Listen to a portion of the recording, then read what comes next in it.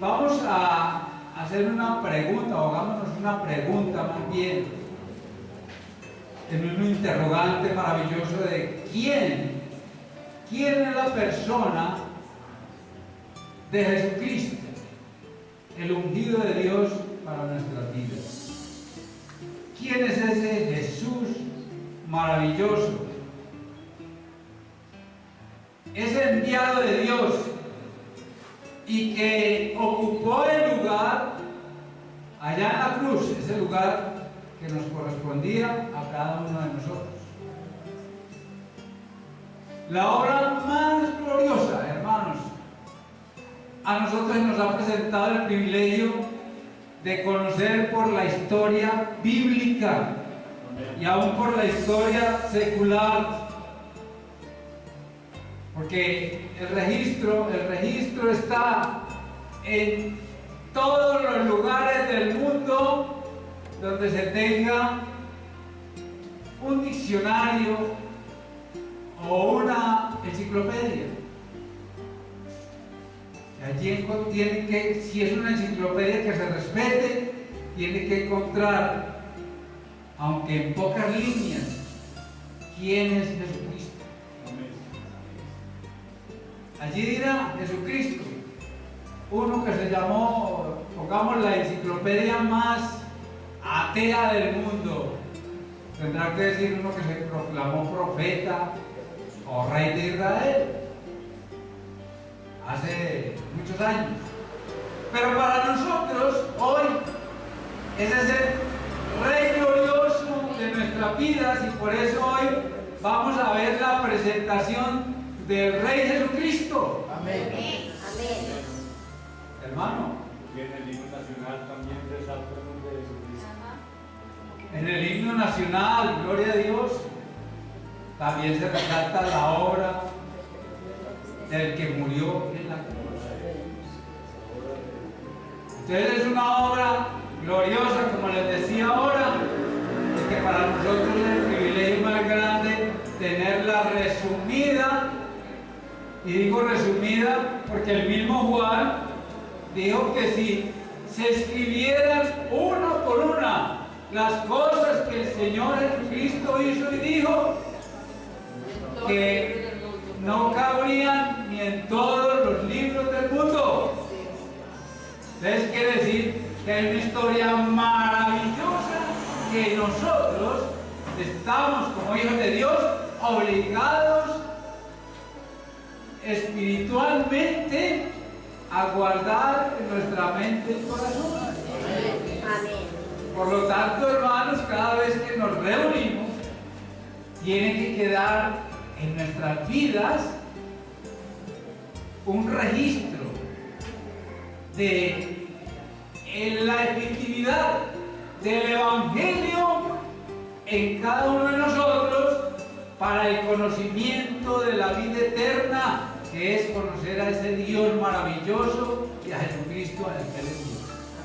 Entonces, tenemos en el libro o el Evangelio de San Mateo la presentación del Rey Jesucristo. Se dirá, bueno, es que parece que es como si fuera muy elemental para la iglesia hoy en día.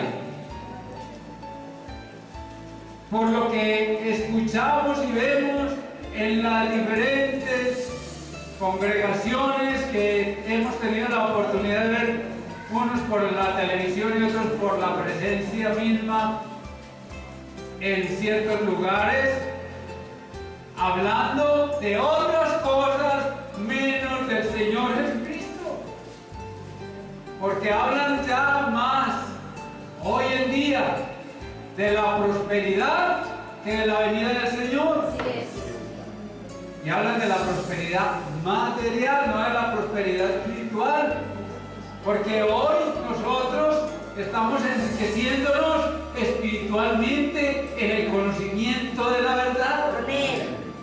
Ese es el conocimiento, esa es la riqueza más grande. Usted y yo recordamos en el tiempo pasado y aún todavía reciente que dice el dicho popular que la riqueza más grande que los padres pueden dar a los hijos es la educación, el estudio, el conocimiento secular. Eso se dice a voz populi en todos los lugares, y por eso los padres de familia animan a sus hijos a estudiar. Estudia, mi hijo, para que no se quede bruto.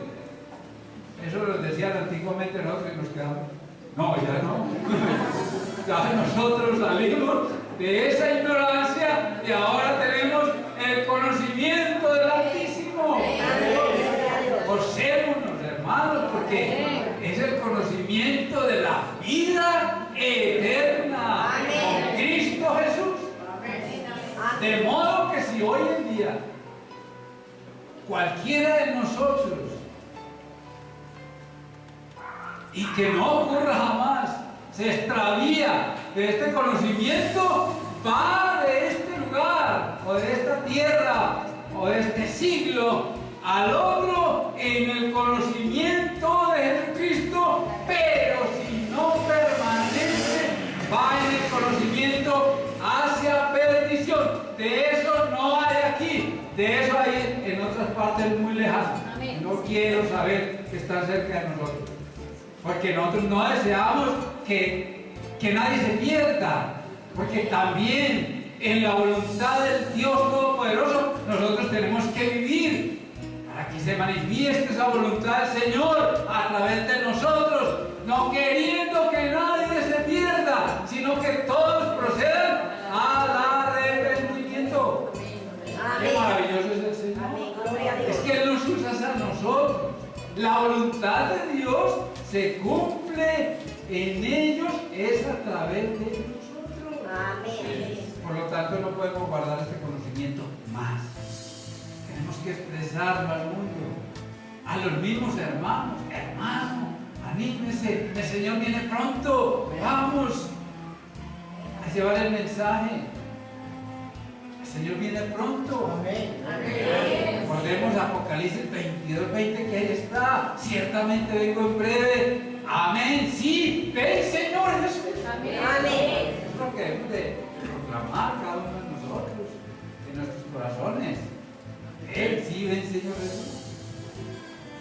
En primer lugar, vamos a mirar, y no hemos leído la palabra de Dios todavía, pero vamos a leerla.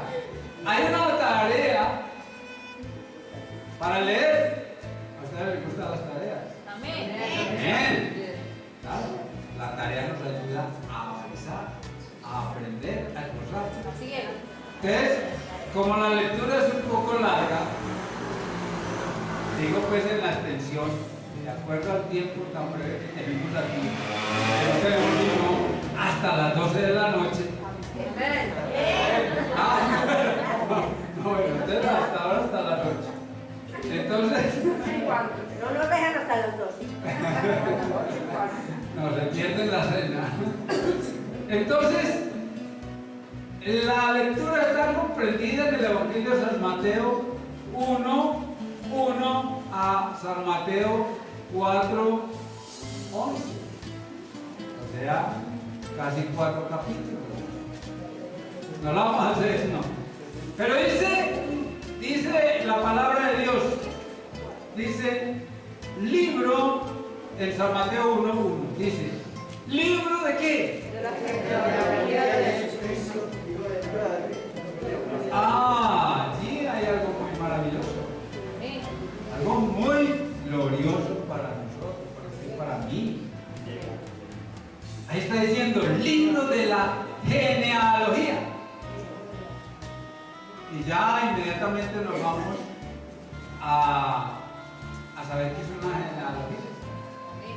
Inmediatamente viene a la mente también la ascendencia o descendencia. En este caso, por ejemplo, para nosotros que estamos jóvenes,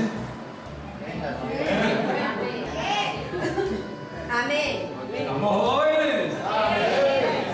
Somos jóvenes para el reino. El apóstol Pablo declara que aunque este nuestro cuerpo exterior se va desgastando, deteriorando, no obstante,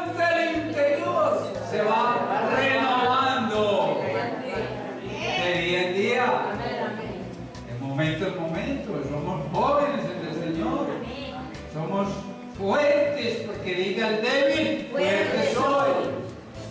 Entonces somos jóvenes. Y dice la palabra genealogía, inmediatamente nos lleva a recordar, nos trae a la mente el recuerdo de nuestros abuelos. Abuelos, bisabuelos, tatarabuelos, algunos desconocidos. Yo no conocí, escasamente recuerdo haber conocido a mis abuelos, a mi abuelo materno y a mi abuela materna y a mi abuela paterna. Entonces estaba yo muy niño, pues yo soy el menor de mi hogar, el niño. Entonces recuerdo a mi anciano abuelo, era un hombre alto, dormido, claro que ya estaba vencido por los años. Pero sí, la figura de él todavía la tengo en la mente.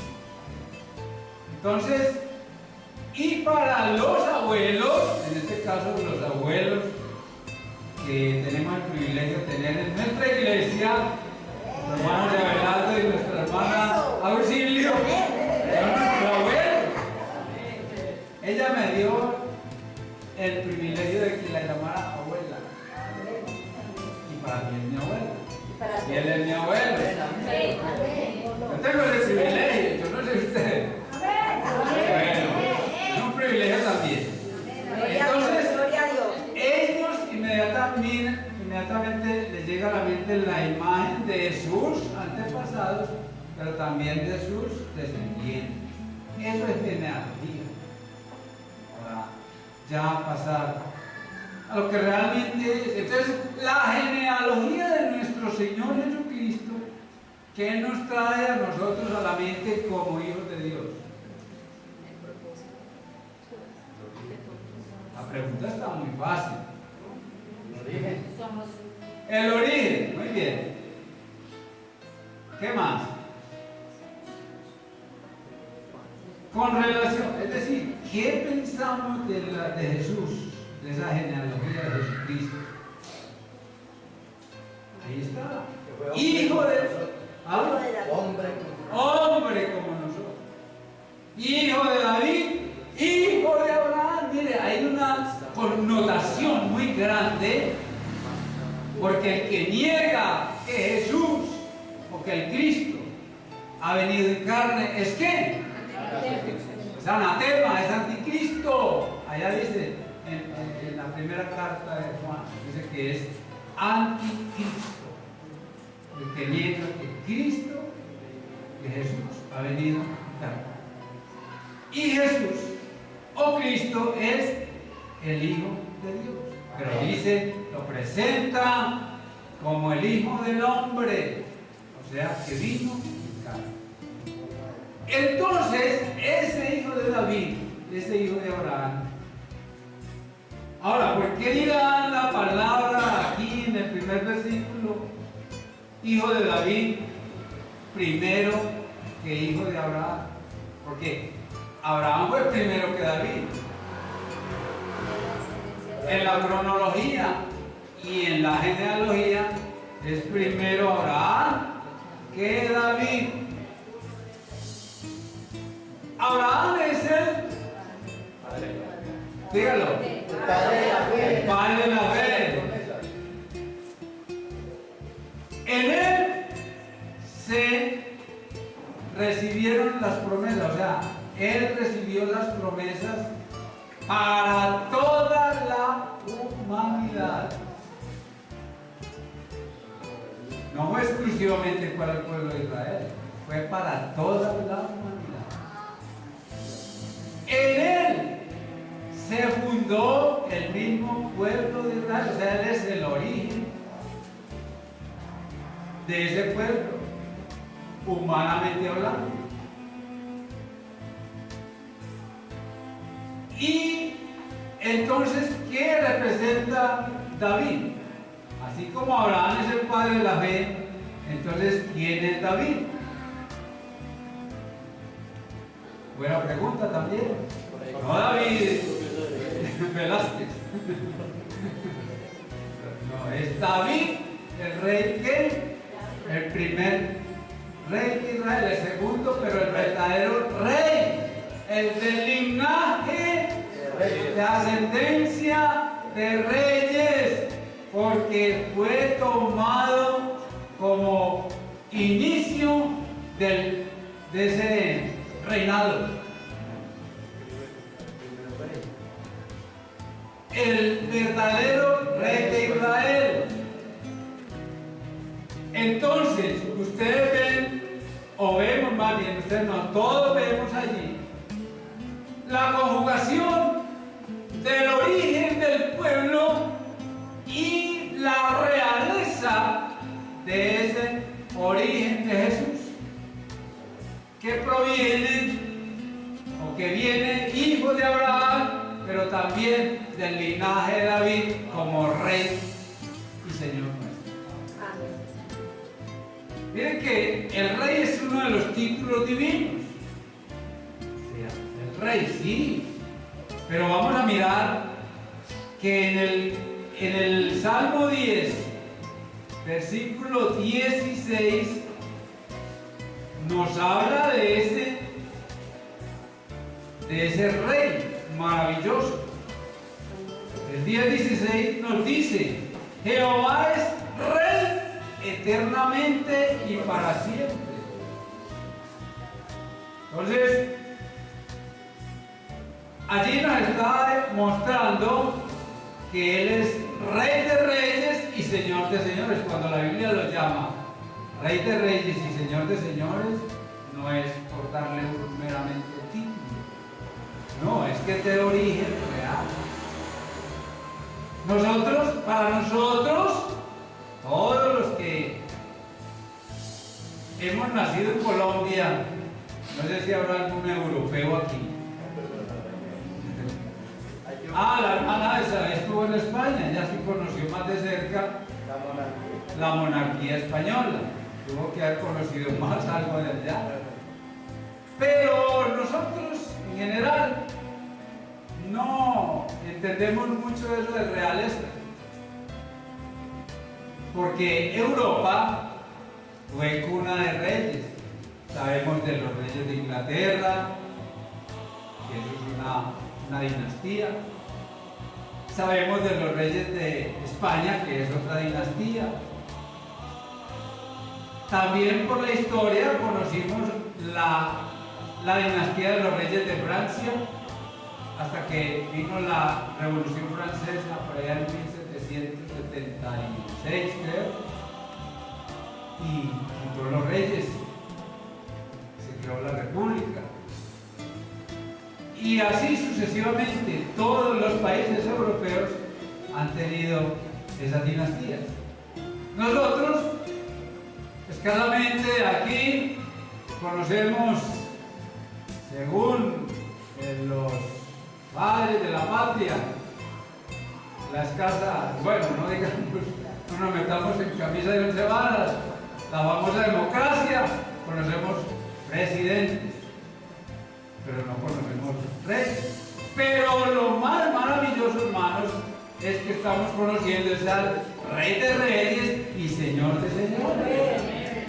Y nosotros somos de esa dinastía del Rey de Reyes y Señor de Señores. Porque nosotros somos ¿qué?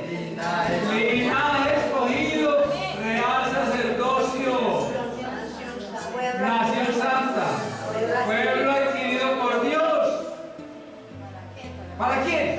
Para que anunciemos las virtudes de aquel que nos llamó a pertenecer a ese linaje. O sea, que nos llamó de las tinieblas, donde no había linaje, al linaje de la luz de los hijos de Dios. ¡Qué maravilloso! Usted y yo somos del linaje de los hijos de la luz. Amén. Gloria a Dios. Motivo de gozo. Amén. Es que no hay otro linaje más grande que el linaje del Señor Jesucristo.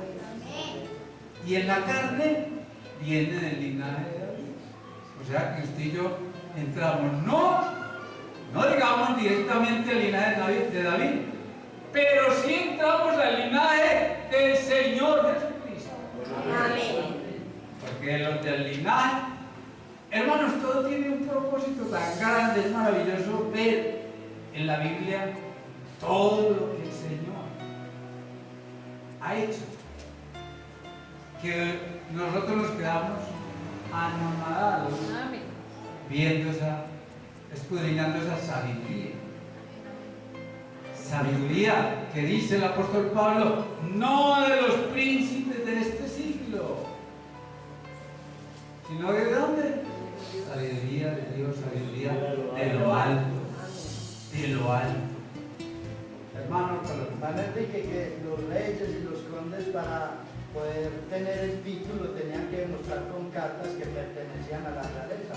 Y nosotros podemos demostrarlo por medio de la palabra que somos linaje escogido por medio de Abraham. Amén, así me gusta esa expresión. Me gusta, hermano Carlos Mario, créame que me gusta esa forma de usted entender. Eso nos da un conocimiento a todos nosotros. Amén, amén. Nos apropiémonos, hermanos. Apropiémonos de que somos de ese linaje. Amén. Entonces, ese título de rey se usa así en adoración ofrecida por la iglesia. Vamos a mirar el texto de 1 Timoteo 1:17. Y si algún hermano lo encontró, lo puede leer. O si no, lo hago por todos. Amén. Léalo, hermano, por favor. Por tanto, al Rey de los siglos, inmortal, invisible, al único y sabio Dios, sea honor y gloria por los siglos de los siglos. Amén. Entonces vemos, hermanos, que allí, como dice el apóstol, por tanto, o sea, con relación a todo lo anterior, y usted va a leer en la casa eso que el apóstol Pablo le escribe a Timoteo. Por tanto, o sea, por todo lo anterior, al Rey de los siglos, los reyes de la tierra no pueden llamarse reyes de los siglos. Los césares se autoproclamaron divinos. Ustedes saben quiénes eran los césares. Los césares del Imperio Romano, los reyes del Imperio Romano. Y asimismo se proclamaron divinos y aún pedían adoración para sí mismos. Pero con todo y eso, murieron todos y aún pereció, si se puede decir, el Imperio Romano como tal. Entonces no prevaleció en los siglos. En cambio al Rey de los siglos inmortal, y me gusta mucho esa palabra inmortal, porque se está refiriendo directamente al Señor Jesucristo, que venció a la muerte, porque Él resucitó. Inmortal, invisible, al único y sabio Dios que se manifestó en Cristo, o sea, se hizo visible, vino en carne, sea que honor y gloria por los siglos de los siglos. Amén.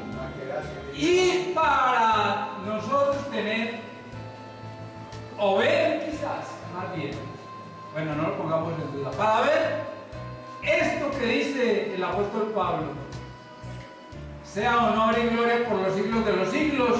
Amén. Tenemos que nosotros ser verdaderamente esos hijos de Dios, adoradores en espíritu y en verdad, para adorarle y darle gloria por los siglos de los siglos. Amén. Amén. Porque a eso vamos nosotros, allá al reino de los siglos. Por eso, hermanos, cuando estemos aquí, pongamos entendimiento en qué cantamos y cómo lo cantamos. Que no sea por llenar un espacio. Que no sea por quemar un tiempo. No. Hagámoslo de corazón, porque en la eternidad lo vamos a hacer por siempre, por los siglos de los siglos. Amén. A eso vamos a ir allá a adorar. Usted dirá, entonces eso será muy monótono. Adorar es un gozo. Y yo creo que los que suben aquí a dirigir a la iglesia, al pueblo de Dios en la adoración, para ellos debe ser un gozo muy grande porque están llevando a la iglesia a la adoración, a la misma presencia de Dios. Al lugar santísimo. Amén. Al lugar santísimo. Porque no podemos quedarnos en el atrio, no. En el atrio se quedaban los israelitas que llevaban el sacrificio, le entregaban el animalito al sacerdote y ya, aquí lo traigo, aquí cumplo, sacrifíquelo por mí. Ni siquiera él mismo podía presentar el sacrificio, lo tenía que entregar, porque el sacrificio lo presentaba era el sumo sacerdote, o los sacerdotes puede que ya de la época bíblica, real, que ese es el real sacerdocio, prácticamente es ese, aunque ese real sacerdocio fue transferido, o no digamos transferido, porque ahora vemos, y esta palabra me la está trayendo el Señor así, hermanos, hoy, porque el Señor Jesucristo fue declarado por Dios mismo en Hebreos, porque tú eres sacerdote para siempre, según el orden de Melquisedec, que está desde los Salmos. Tú eres sacerdote para siempre, o sea, por los siglos de los siglos. Entonces, por eso él pudo cumplir también ese ministerio. Y hablando nuevamente del Rey, a Cristo nunca se le llama en la Escritura el Rey de la Iglesia. Sería raro, extraño, ¿cierto? Allí, en ese término no está. Pero Cristo es el Rey individual de cada uno de nosotros. Amén. Él es nuestro Rey. Y entonces, Él es el Rey de los judíos. Así se le declaró también el Rey de los judíos en el mismo Evangelio de San Mateo. Vamos al Evangelio de San Mateo, que quedó de tarea para que lo lean. 2:2, San Mateo 2:2 dice: pero vamos desde el 1. Cuando Jesús nació en Belén de Judea, en días del rey Herodes, tienen una connotación allí, vinieron del oriente a Jerusalén unos magos, diciendo: ¿dónde está el rey de los judíos que ha nacido? Porque su estrella hemos visto en el oriente y venimos ¿a qué? Ay, hermano. La adoración al Rey de Reyes y Señor de Señores ni siquiera tuvo el pueblo de Israel el privilegio de iniciar esa adoración. Ese privilegio lo tuvo los reyes, lo tuvieron los reyes del oriente, los magos del oriente. Porque cuando Jesús nació en Belén, por el contrario, nadie le conoció. Como dice el coro o el himno, el pesebre le hicieron nacer. Si hubiera conocido que era el rey, hacen desocupar el mesón. ¿Cómo? Este mesón es para el rey, el penthouse, lo que sea, pero aquí tenemos esa rey, antes lo echaron. Porque no había lugar para ellos en el mesón. No, es que estos son los padres del futuro rey de Israel, ¿no?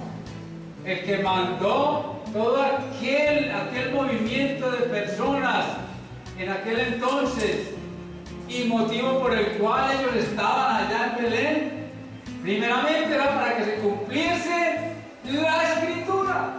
¿Y cómo se cumplió la Escritura? Por boca. La Escritura, la palabra de Dios, se cumplió como instrumento. Dios usó a un impío, a un rey impío. Recuerden que fue por un edicto de Augusto César que ellos se desplazaron allá, pero eso era para que la profecía, para que la Escritura se cumpliese. Por boca, por medio de un impío. Así es el Señor. Y el Señor usa aún al mismo diablo para bendecir a sus hijos. Sí, porque el diablo puede ser usado para bendecir. ¿Cuándo tenemos bendición? Cuando nos sometemos a Dios, dice que el diablo huirá de vosotros. Eso muestra que ¿qué? Que si somos benditos de Dios, que somos bendecidos. Amén. Porque cuando el diablo no oye, examinémonos muy bien. Pero cuando huye de usted y cuando huye de mí, es porque somos hijos de Dios. Amén. Esa es la mejor prueba de que sí somos hijos de Dios. Entonces, ese privilegio tuvieron estos hombres magos del oriente y un rey, Herodes. Dice la misma escritura ahí que toda Jerusalén y él mismo se turbaban y les quedó seguramente un saborcito muy amargo, muy como allá, por allá un sabor amargo. Entonces, ¿quién es el rey en últimas? A lo mejor Herodes mismo pregunta, uy, yo sí seré rey. No, es que yo tengo que ser rey. Y aquí no puede venir otro a desplazarme. Y determinó matar a todos los niños para que cayera ahí. Eso es tremendo. Tienen un misterio, eso es un misterio que es revelado a usted, que es revelado a mí. Amén. Eso no lo conoce el mundo. El mundo hace un pesebre, pero no sabe para quién lo hacen. Y hacen el pesebre, y vayan y hagan el pesebre. Y cuidadito no me hacen el pesebre. Y ahí sí no me hacen el pesebre. Pero no saben quién es el que realmente ocupó el pesebre. ¿Para qué lo hacen? No saben. Entonces, otro título entonces del rey es el Cristo, que equivale a un hijo. Y esa es la forma de la palabra griega para Mesías. Entonces, estamos viendo la presentación del rey y en primer lugar la llegada del rey. Que nació en donde? En Belén. Ahora el rey tiene un mensajero. El rey tiene un mensajero. O precursor o proclamador del mensaje del rey. El mensajero o proclamador del rey o precursor del rey nunca llegó diciendo: aquí está Jesús, el rey de Israel. Allá no dice en el Evangelio así. ¿Cómo lo presentó Juan el Bautista? He aquí el Cordero de Dios que quita el pecado del mundo. Pero ese precursor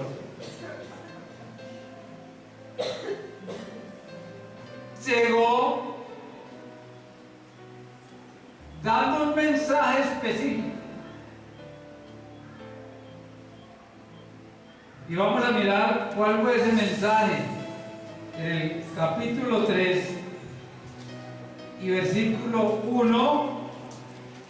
Esa porción la vamos a leer del 1 al 12. Dice: en aquellos días vino Juan el Bautista predicando en el desierto de Judea y diciendo: arrepentidos, porque el reino de los cielos, ¿qué? Pues este es aquel de quien habló el profeta Isaías cuando dijo: voz del que clama en el desierto, preparad el camino del Señor, enderezad sus sendas. Y Juan estaba vestido de pelo de camello y tenía un cinto de cuero alrededor de sus lomos, y su comida era langostas y miel silvestre.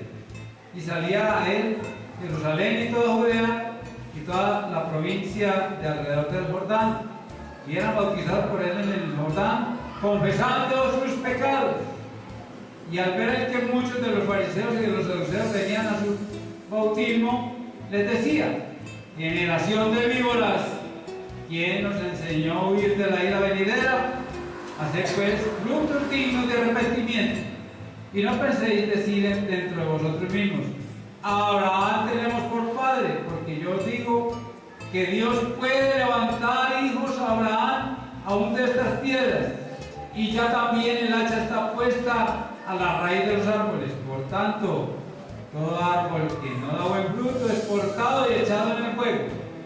Yo a la verdad os bautizo en agua para arrepentimiento, pero el que viene tras mí, cuyo calzado yo no soy digno de llevar, es más poderoso que yo, y él los bautizará en Espíritu Santo y fuego. Su aventador está en su mano, y limpiará su era, y recogerá su trigo en el granero, y quemará la paja en fuego, que nunca se apagará. Ese es el mensaje que Juan, como el precursor de Jesucristo, trajo a toda la región de Judea.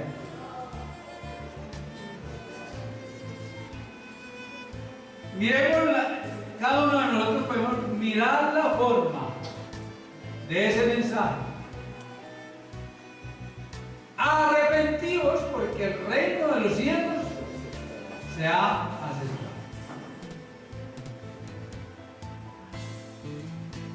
Hoy mismo también es el mismo mensaje, porque en el punto anterior todos los creyentes tenemos una unción. Todos tenemos esa unción maravillosa del Espíritu Santo. Amén. Y este hombre, Juan el Bautista, venía lleno también del Espíritu Santo, proclamando el mensaje: arrepentidos, porque el reino de los cielos se ha acercado. Es el mensaje que dio el Señor Jesucristo. O sea, que ahí mismo en el 4:17 dice: desde entonces comenzó Jesús a predicar y a decir: arrepentidos, porque el reino de los cielos se ha acercado. El mismo mensaje de Juan. Y también los discípulos predicaban el mismo mensaje. Mateo 10:7 dice: y yendo a predicar diciendo, mire el mandato que el Señor les dio, que era lo que habían de predicar: el reino de los cielos se ha acercado. Y para los hijos de Dios en la actualidad, también el imperativo es el de predicar el arrepentimiento para perdón de pecados, diciendo: el reino de los cielos se ha acercado. Arrepentidos, porque el reino de los cielos se ha acercado. No hay que condenar a nadie, hay que llevar el mensaje. El mensaje es para salvación. perdón. Entonces, ¿qué tenemos que hablar? ¿Qué decir? Arrepentidos, porque el reino de los cielos se ha acercado. Usted dirá, bueno, pero yo le digo a una persona arrepentida, bien, el reino de los cielos se ha acercado. ¿Cómo se lo debo decir? ¿Qué actitud hay en mi corazón para decirle a una persona, arrepiéntase porque el reino de los cielos se ha acercado? Eso tiene que ser una palabra de mucho poder, sin duda, es de mucho poder, cuando el Señor mismo lo dio como comisión a sus discípulos, a los apóstoles. Predicar diciendo, el reino de los cielos, arrepentidos porque el reino de los cielos, ¿qué? Se ha acercado. Predicar diciendo, el reino de los cielos se ha acercado. Pero hablamos ahora de que para nosotros es muy complicado saber qué es un rey, qué es un reino. Pero a nosotros también nos es dado la unción, como dijimos ahora, y bajo esa unción nosotros vamos a llevar el mensaje del reino. Y puede ser la palabra tan conocida, la frase tan conocida: Jesucristo le ama y está interesado en su vida.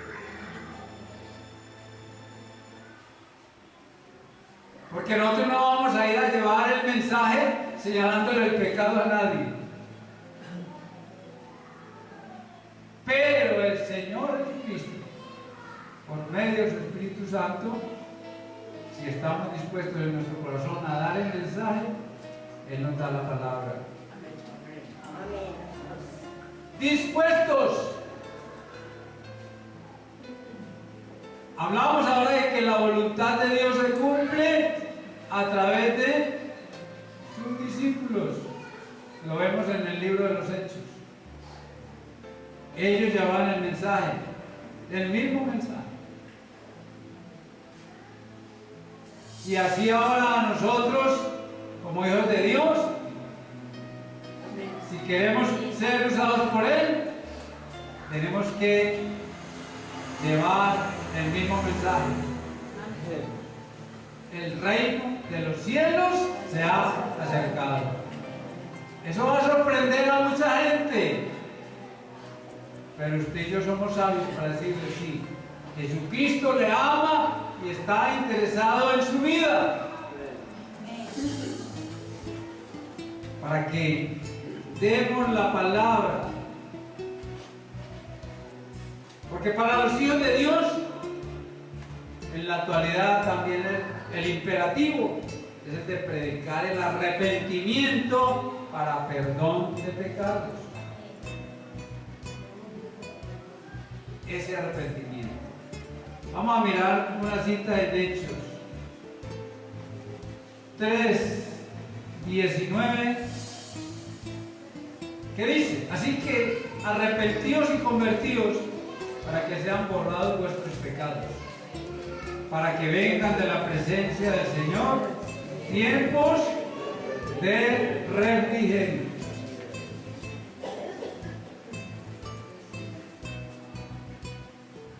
Y también ahí mismo en Hechos 17:30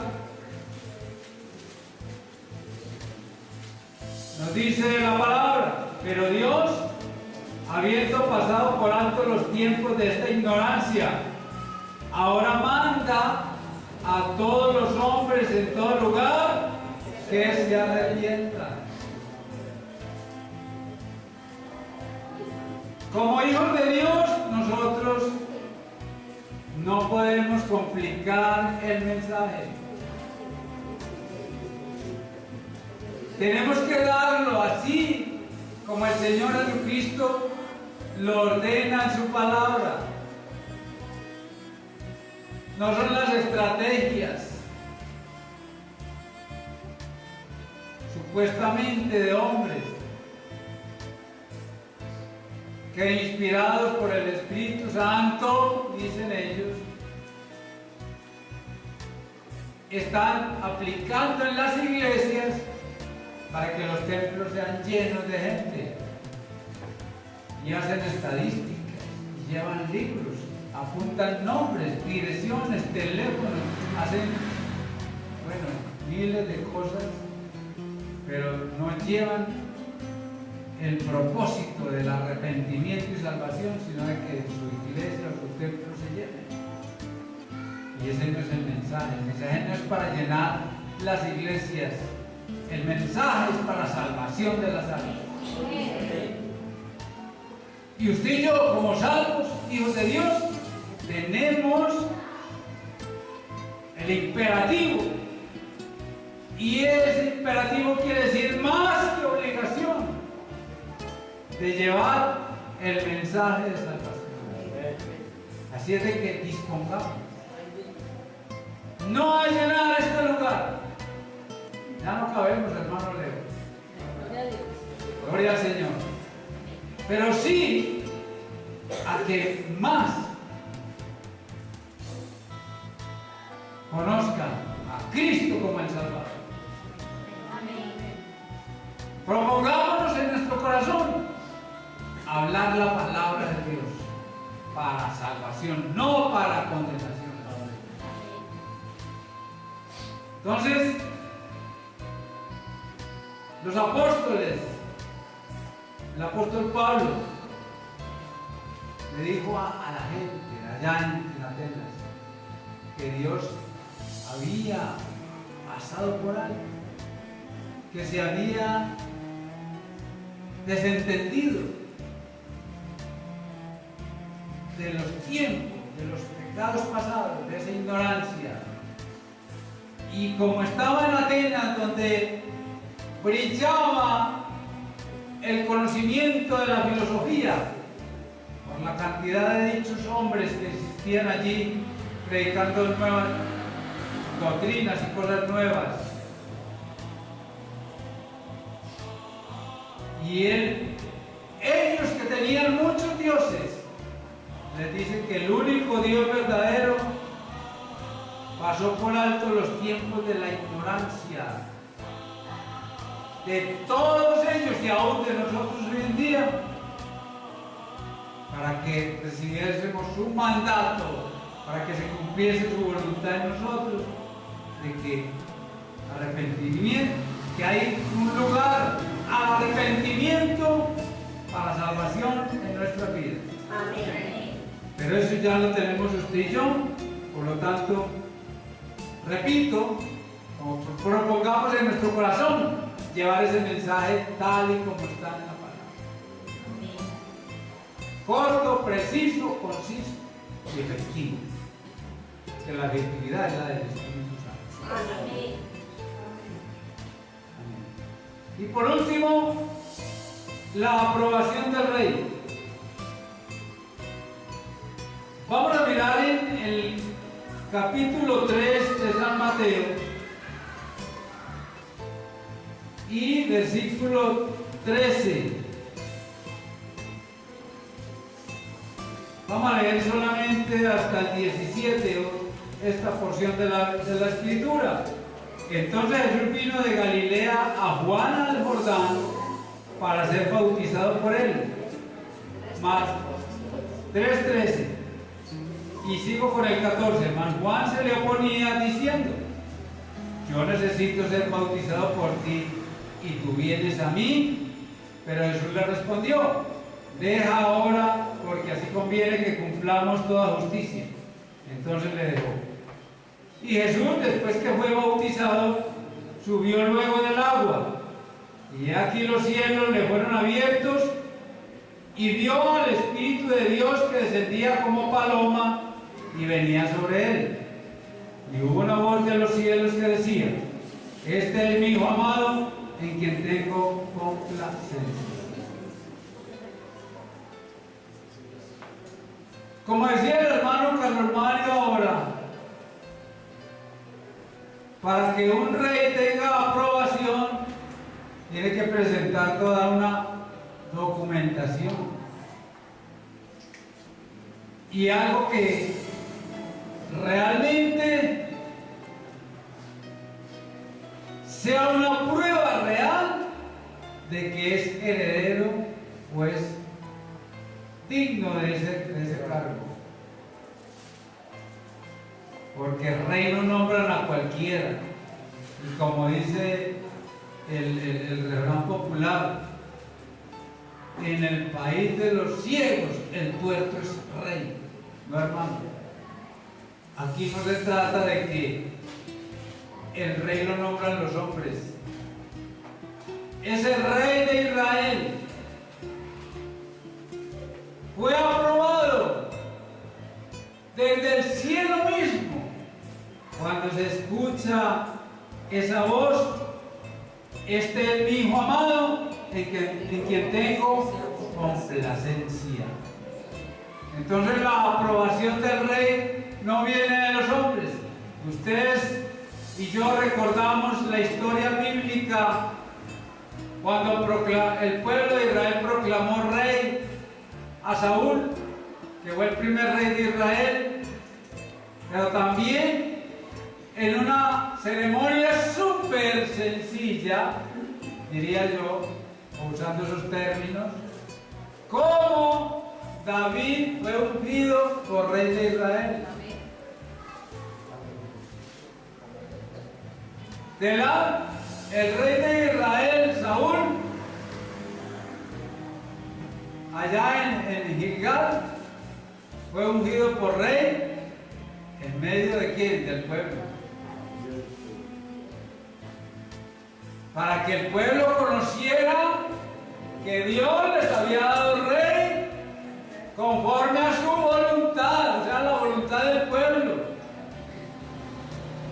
Pero que él tenía otro rey conforme a su corazón y que fue ungido por rey, existiendo todavía Saúl como rey, pero que lo hizo allá en una forma sencilla, calladito. ¿Fue donde quién? El profeta. ¿Dónde? Isaí. ¿Quién es Isaí? Padre de David. Y le preguntó por sus hijos, porque llevaba una misión específica de Dios.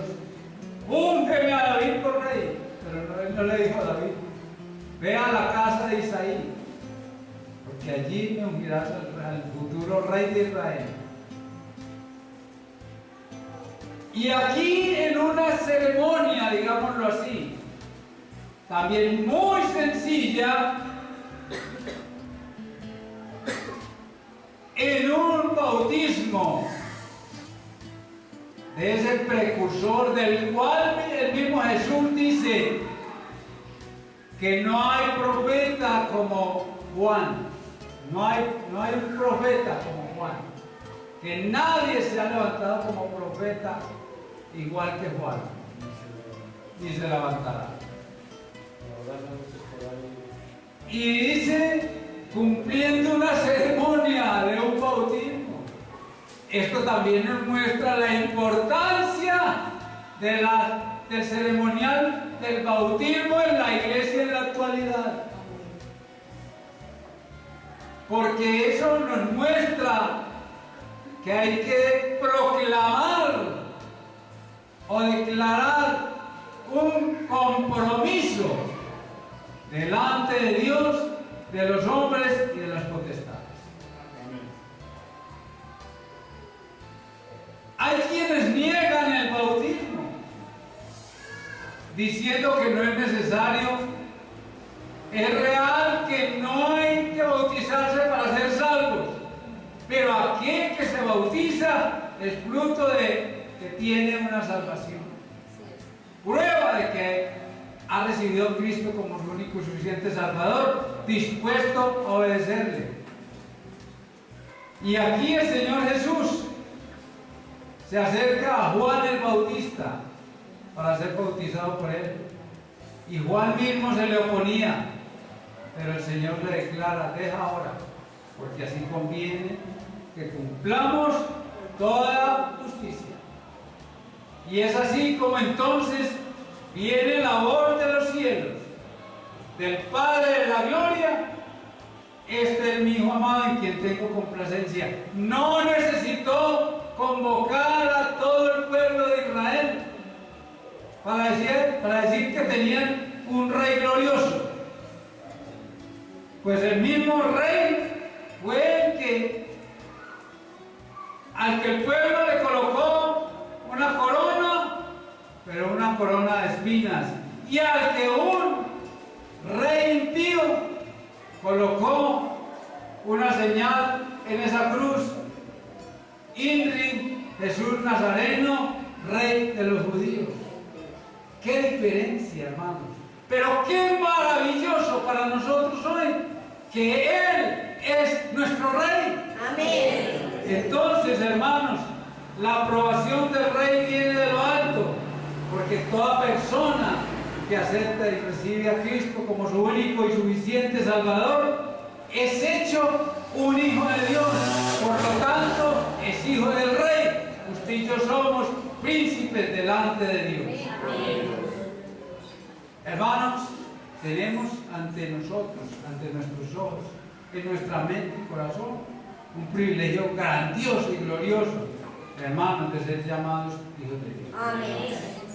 Y que tenemos ese Rey maravilloso y glorioso que es Jesucristo el Señor. Amén. Así es de que nosotros, hermanos, debemos recibir a Cristo como el Rey de nuestra vida y ser sus mensajeros, proclamando el mensaje del Evangelio del Reino de los cielos. Amén.